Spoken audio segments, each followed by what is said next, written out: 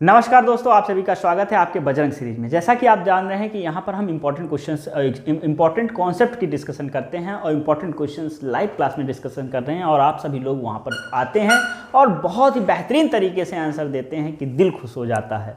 और आज हम जो बात करने वाले हैं, जिस चैप्टर के कॉन्सेप्ट की बात करने जा रहे हैं, आज हम जिस चैप्टर के कॉन्सेप्ट की बात करने जा रहे हैं वो चैप्टर हमारा है एरिया रिलेटेड टू सर्किल।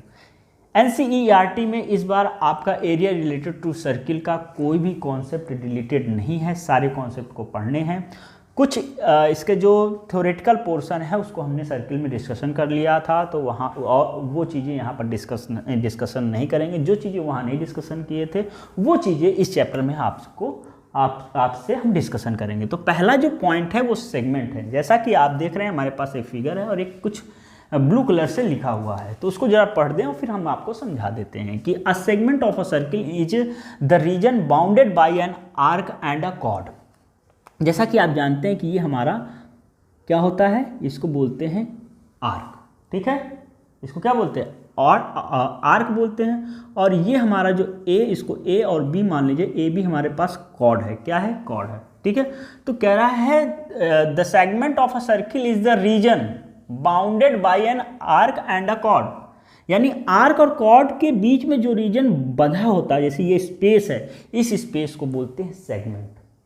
ठीक है, जो और इसके बाद ये हमारा दो में डिवाइड होता है, दो तरह में डिवाइड होता है। एक जब सर्किल को दो पार्ट में डिवाइड करेगा तो एक जो छोटा वाला पार्ट है उसको बोलते हैं माइनर सेगमेंट, और जो बड़ा वाला पार्ट है उसको बोलते हैं मेजर सेगमेंट। तो इसमें दो तरह के सेगमेंट होते हैं, एक माइनर सेगमेंट और दूसरा मेजर सेगमेंट। तो आप अब समझ गए होंगे सेगमेंट क्या होता है। सेगमेंट जो हमारा होता है वो रीजन होता है, वो एक एरिया होता है किन चीज़ों का, by an bounded by an arc and a chord. Arc और कॉर्ड के बीच का जो एरिया होता है उसी को बोलते हैं सेगमेंट। अब आता है सेक्टर की बातें। सेक्टर क्या होता है, the region enclose by an arc, मतलब ये भी एक तरह का रीजन होता है, लेकिन वो किसके किसके बीच में होता है, an arc of a circle and its two bounding radii. Radii मतलब रेडियस का प्लूरल फॉर्म रेडियाई होता है। तो ये हमारे पास रेडियस है, इस सर्किल का मान लीजिए स्मॉल आर रेडियस है, तो ये रेडियस दो रेडियाई और उनके बीच आर्क के बीच का जो एरिया होता है, ये पूरा एरिया पूरा इसको बोलते हैं सेक्टर। और ये दो तरह के होते हैं, एक माइनर सेक्टर होता है, दूसरा मेजर सेक्टर होता है। माइनर कौन सेक्टर बोलेंगे किसको, जिसका जो सेक्टर छोटा होगा उसको माइनर और जो सेक्टर बड़ा होगा उसको मेजर बोलेंगे। और इसमें एक एंगल होता है, ये थीटा एंगल है। तो इधर वाला एंगल कितना होगा, इधर वाला एंगल हमारा 360 डिग्री माइनस थीटा होगा। अब कुछ और बातें हैं जिनको हम आपसे डिस्कशन करेंगे, लेकिन उसके पहले आप स्क्रीनशॉट ना लिया तो स्क्रीनशॉट ले लीजिए और उसके बाद फिर हम डिस्कशन करते हैं। तो दोस्तों अब हम लोग पढ़ने वाले हैं formula on area circle sector and segment. इन सब चीज़ों के बारे में पढ़ने वाले हैं। तो सबसे पहले हम सर्किल की बात कर लें।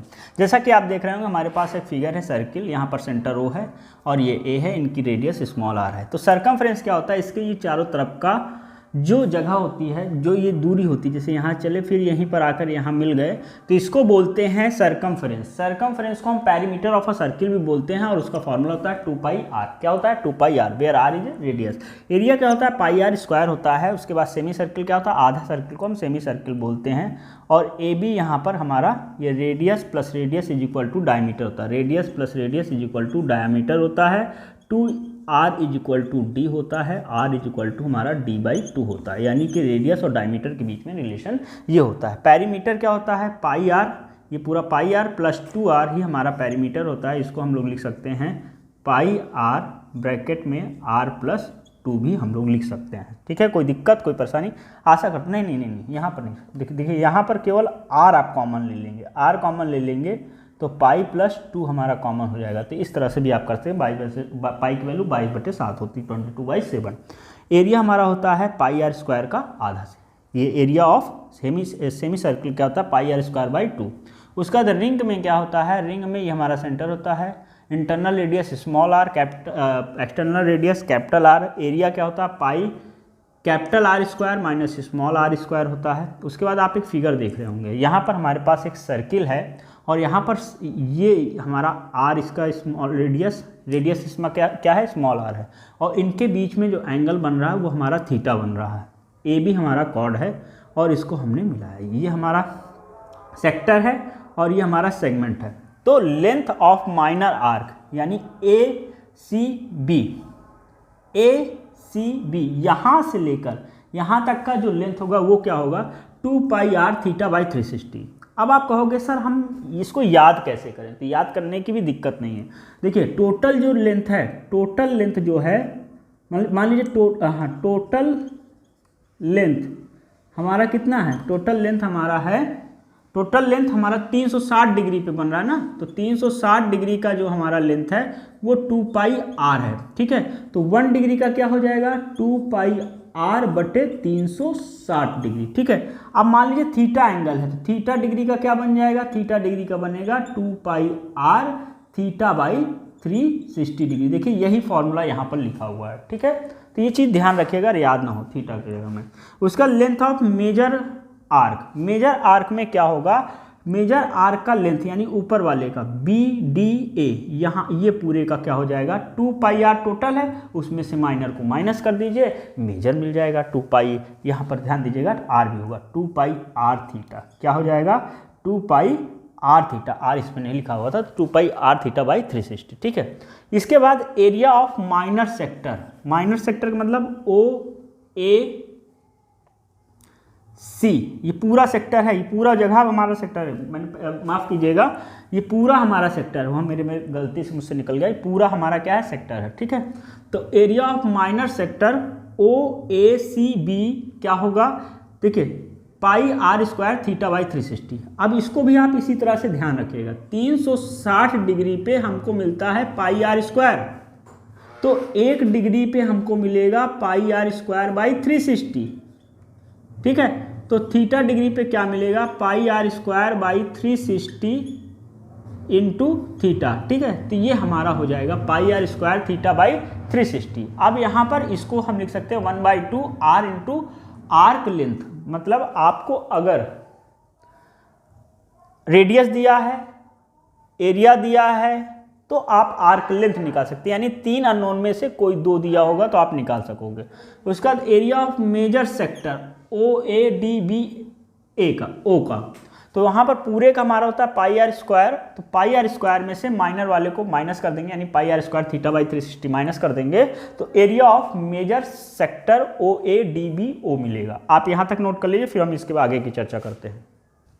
तो दोस्तों अब हम लोग पढ़ेंगे area of minor segment ACBA, यानी ये वाला पूरा नीचे वाला इतना, यहाँ से ये पूरा हमको इसका एरिया निकालना है। तो एरिया ऑफ माइनर सेगमेंट क्या होता है, pi R square theta by 360 minus 1/2 R square sine theta, ठीक है। ये हमारा एरिया फॉर्मूला होता है, इसको लिख लीजिए, दिमाग में बैठा लीजिए, याद भी कर लीजिए।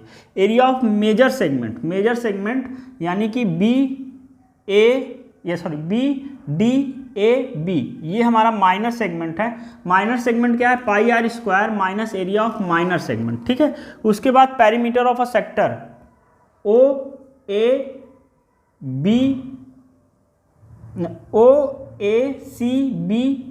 ये पूरा हमारा माइनर इसका पेरीमीटर हमको चाहिए, तो R प्लस ये लेंथ हमारा क्या है 2 पाई आर थीटा बाई 360, ये हम बता चुके हैं।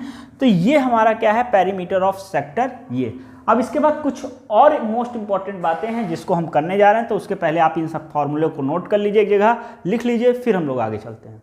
तो दोस्तों अगला जो टॉपिक है टचिंग सर्किल्स के बारे में आपके उसमें आता है, और उसके बाद फॉर रोटेटिंग व्हील्स के बारे में आता है, उसके बाद for rotation of hand of clock का। तो इन सभी पॉइंटों पे अब हम लोग डिस्कस करने जा रहे हैं। तो सबसे पहले टचिंग सर्किल्स की बात करें। देखिए सर्किल हमारा दो जब सर्किल होते हैं तो वो 2 तरह से टच करते हैं, एक इंटरनली टच करेंगे और एक एक्सटर्नली टच करेंगे। जैसा कि आप फिगर देख रहे हैं, पहला हमारा इंटरनली टच कर रहे हैं, तो यहाँ पर एक बड़ा सर्किल है, दूसरा छोटा सर्किल है। एक जो बड़े सर्किल का सेंटर है वो O है और छोटे सर्किल का सेंटर O' है।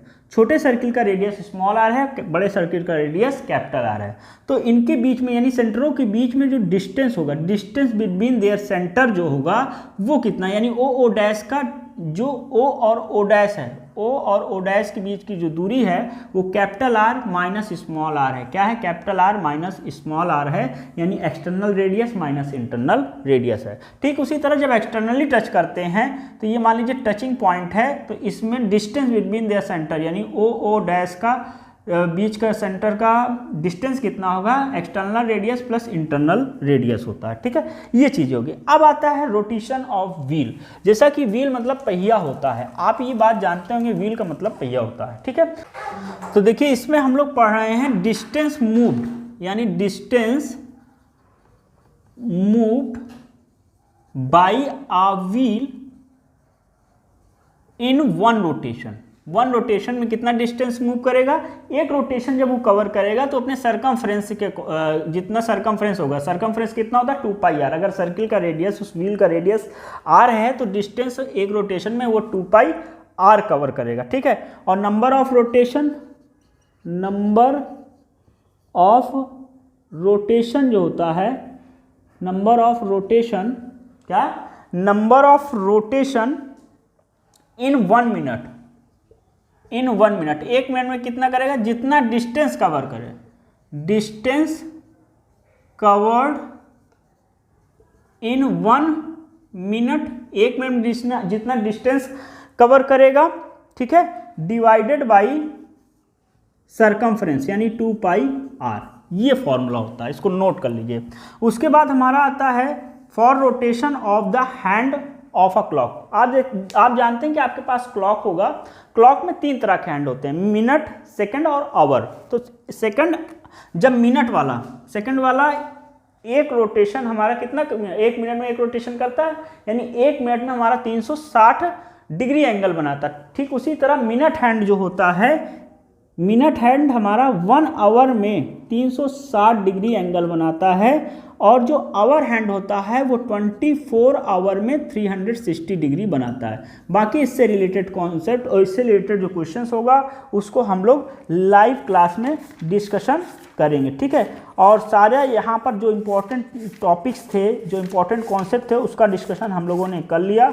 इससे ज़्यादा यहाँ पर अब और कोई भी चीज़ें नहीं पूछी जाएंगी आपके एग्जाम में। ठीक है, और जो चीज़ें इसमें छुटी हुई हैं उसको आप सर्किल चैप्टर से जाके कवर कीजिए, और इसका जो 1 शॉट वीडियो है उसका लिंक, ये 1 शॉट ही है, और भी डिटेल में पढ़ना है तो वो हम लिंक डिस्क्रिप्शन बॉक्स में लगवा दे रहे हैं, तो वहाँ से जाके आप पढ़ लीजिए और बहुत ही बेहतरीन तरीके से अपनी तैयारी करिए। तो मिलते हैं अगले चैप्टर में, तब तक के लिए धन्यवाद। जय हिंद, जय भारत।